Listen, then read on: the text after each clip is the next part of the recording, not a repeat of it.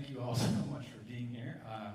We are Sandbox Percussion. We're so excited to be here tonight. We're playing a whole lot of music by our good friend Chris Cerrone. Sandbox has known and been working with Chris for, I think, the better part of a decade now. And when you work with a composer for that long, they really learn how to write for both your strengths and to specifically challenge maybe the skills you don't yet have.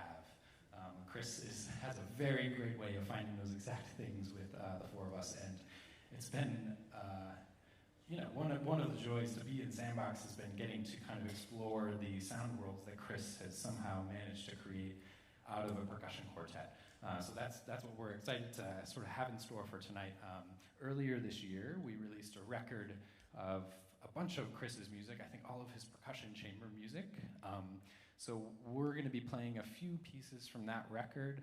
Chris is here. He'll be having a short conversation kind of in the middle of the program, telling you all about his music and his collaborative process. Let's see. So the piece you just heard was titled Don't Look Down. It's the first movement of Chris's piano quintet, or piano and percussion quartet, featuring the wonderful Connor Hannick, who I think has left us. Yeah, Connor.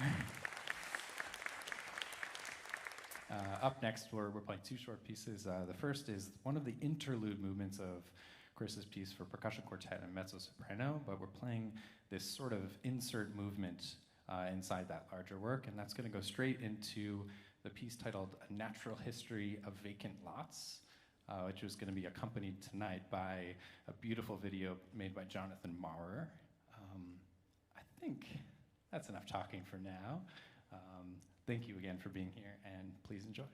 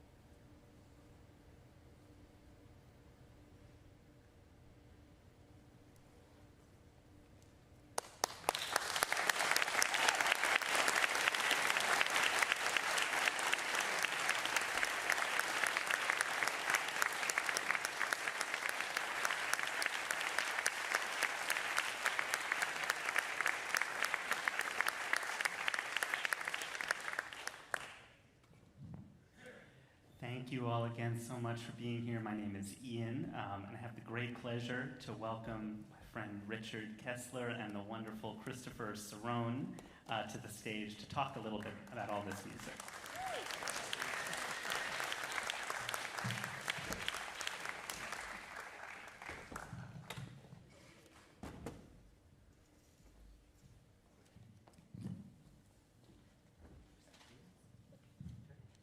Where do I sit? That's the more important question.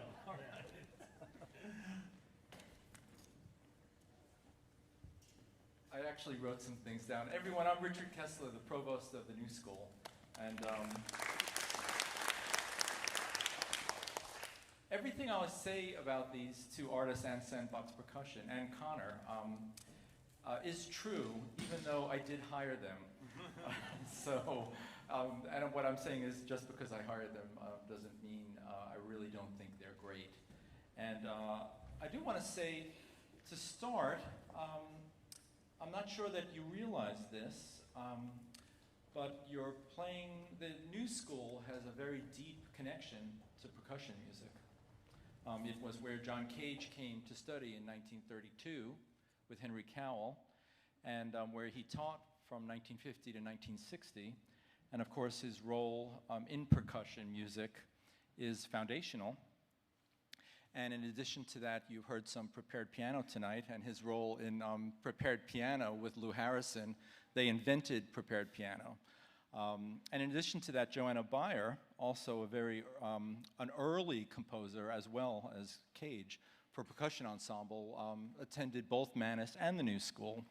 And Steve Reich, another one who did a few pieces for percussion, taught at the New School for 2 years. I think it was the only place he ever taught. I did not know that. Yeah. So it's interesting that you're here in context of a past, and you're sort of charting a future. I do have a few thoughts, a few questions. How did you meet? You've known each other for a long time.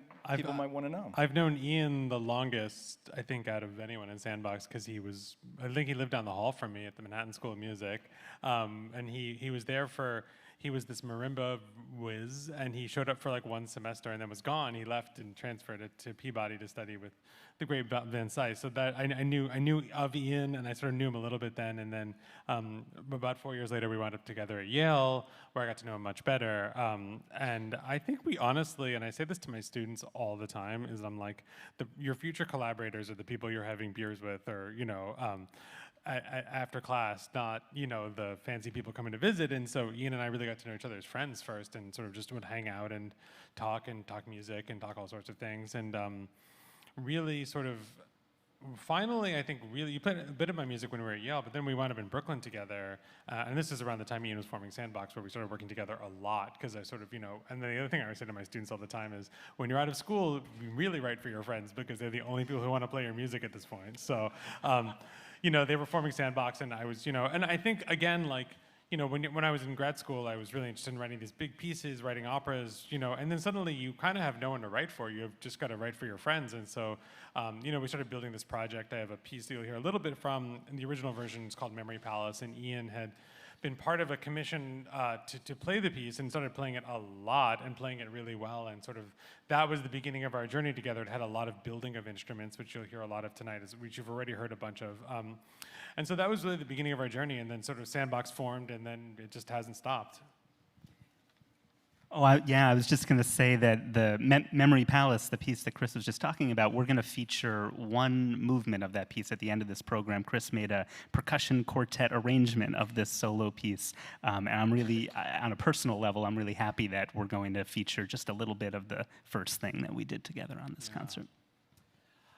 One of the things I find very special about Sandbox Percussion is I think that they have the ability to communicate at about the highest level that I've ever heard in a chamber ensemble. Something I have said before in public. And I was a chamber music player for years, and I was also the board chair of Chamber Music America for 8 years. So I was deeply involved in chamber music for a very long time.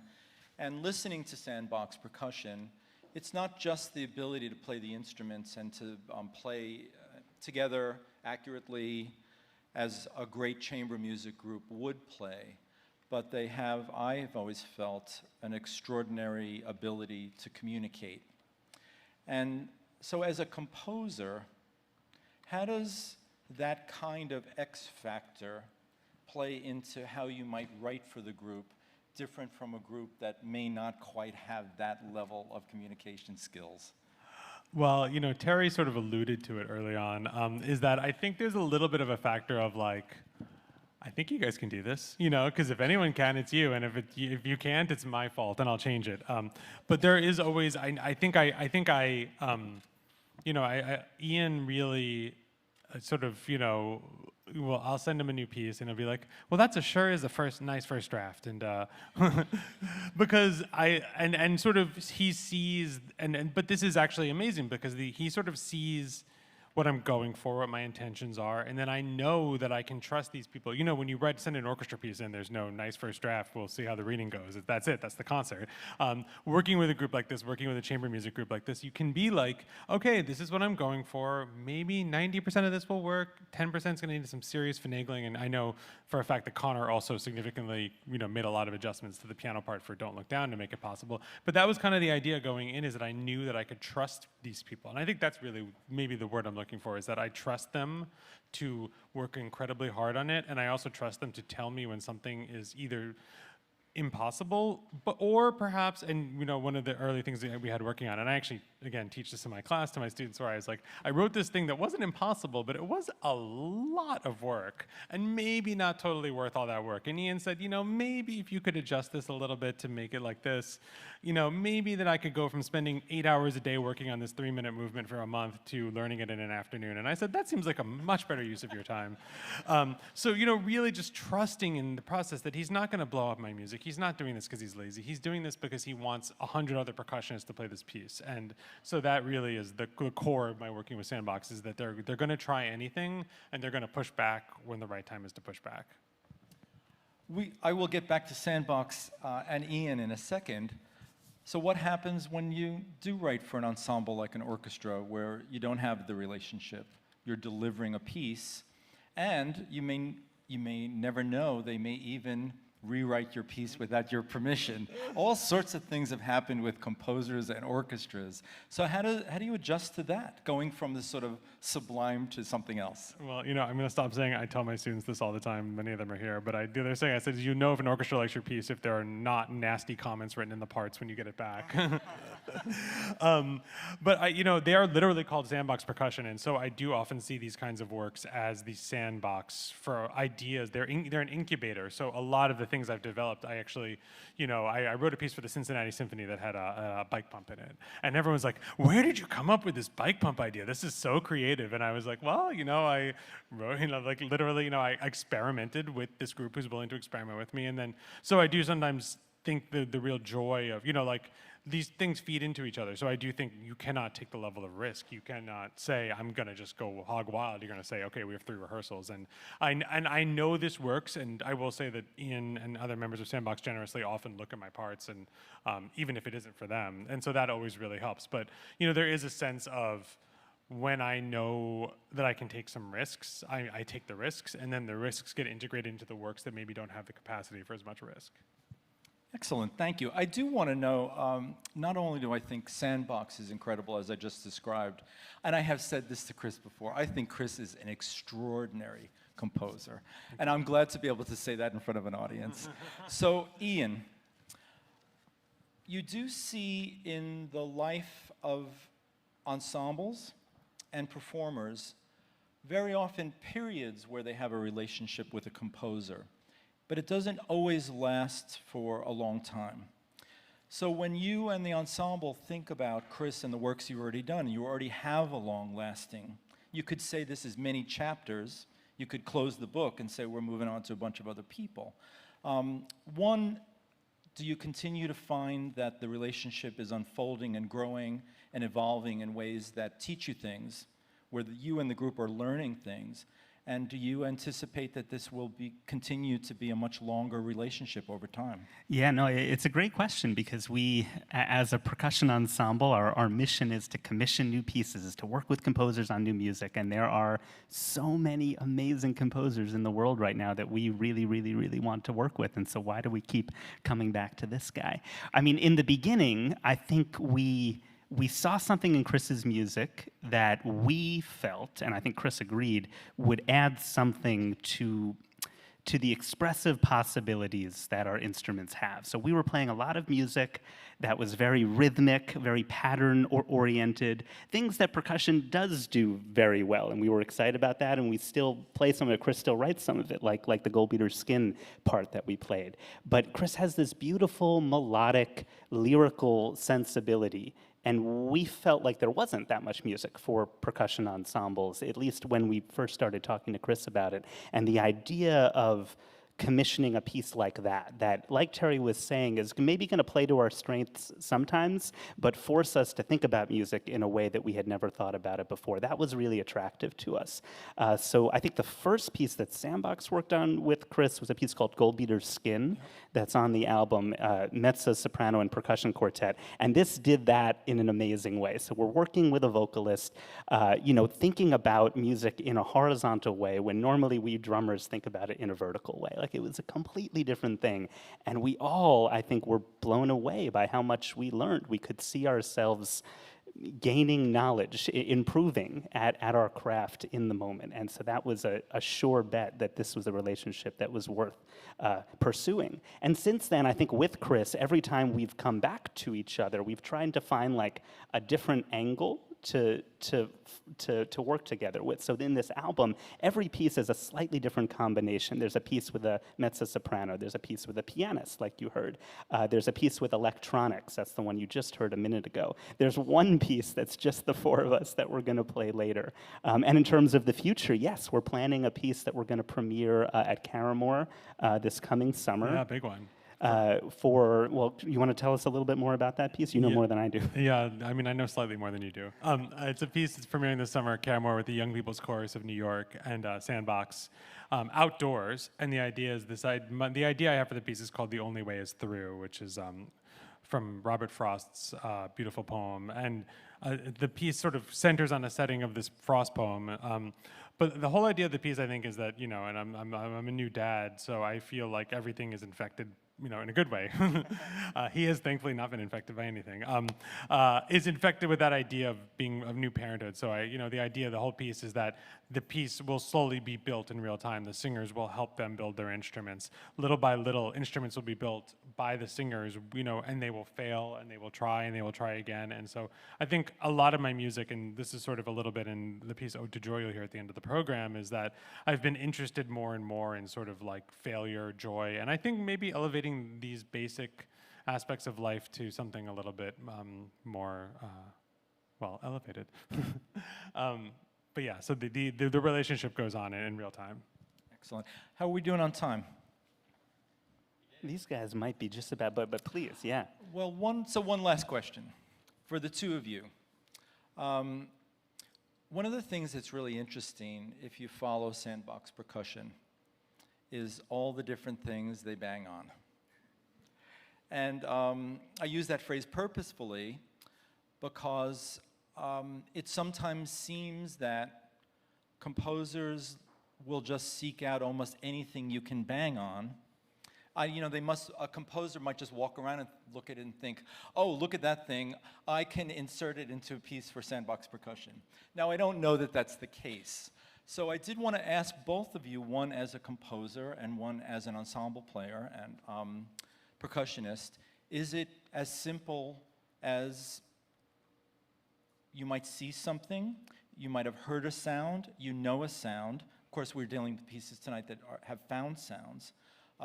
Is it as simple as you might just see something and think, I like that, I like the way it looks, I like the way it sounds, I think I might put it into my piece. And as a player, does it seem like that's how it happens? For me, I mean, there's part of it that, yes, I am constantly running around restaurants and shopping malls hitting things, and when I discover something, I ask the proprietor very nicely if I can please have that. But the part that I really love is the collaborative aspect. I love when Chris brings the idea of a bike pump to our rehearsal studio, or in that last piece, Terry and I had to put a little piece of tinfoil on top of a couple of the bars of the vibraphone. Kind of sounds like there's static or feedback or something happening. When a composer has an idea like that, and then we get to spend hours making that sound as beautiful as what a cello can produce, what a piano can make, anything like that, that's what really makes me excited. I think that's awesome. I know for a fact that Ian spent like a whole day at a Home Depot finding different flower pots at one point for me. So I think that the thing that's really, I remember also another slightly funny story is the great composer Helmut Lachenmann once gave a talk in New York, and he's known for his unusual techniques, and so, you know, some player will always come up to him and be like, Mr. Lachenmann, check out this cool sound, and it'll be like the ugliest, worst sound ever, and he'll be like, thanks, you know, like. So I think that really when you're doing these things, I think you have to find something that is rich with poetic potential. And so, you know, in the case of the flower pots, the species being done tonight, is that I was like, no two flower pots are alike.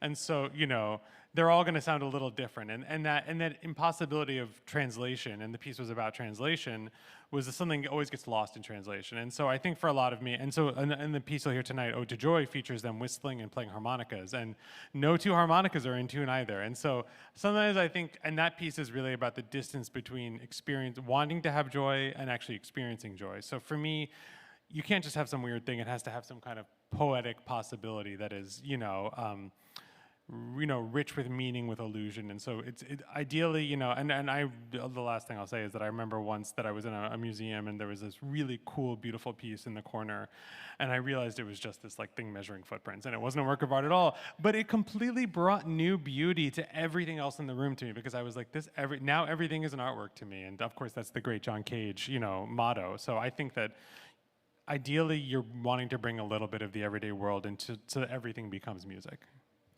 Big round of applause for Chris and Ian. Thank you. Thank you, Richard.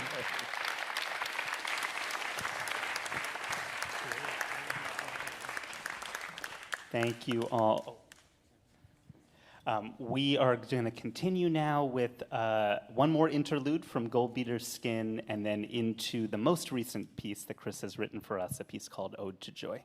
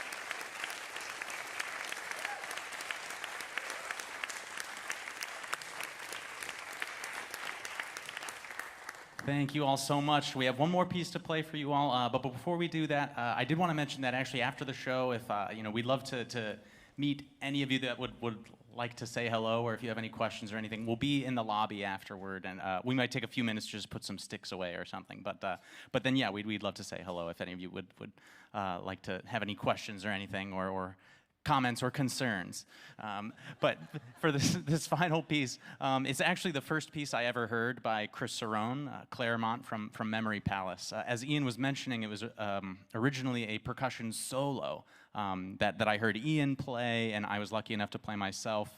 And it really inhabits that space we were talking about of just this lyrical music that you don't think of when you think of percussion, which is, I think, what really attracts me to it. So we feel very lucky that Chris arranged this to not only be played by percussion solo with electronics, but that we can now play it as 4 of us.